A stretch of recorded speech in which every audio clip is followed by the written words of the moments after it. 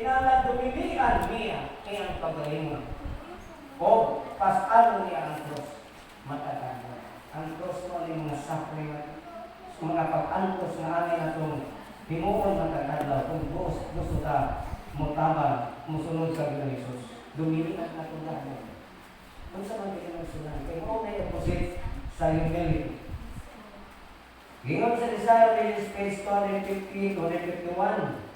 But if we wholeheartedly follow His plan instead of our own, we discover that there is no limit of usefulness of one who, by putting self aside, make room for the working of the Holy Spirit upon the heart and lives a life wholly consecrated to God.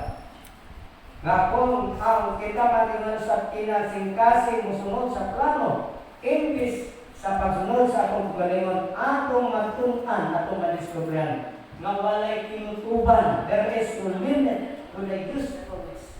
Walay kinutuban sa imong pagkagamiton.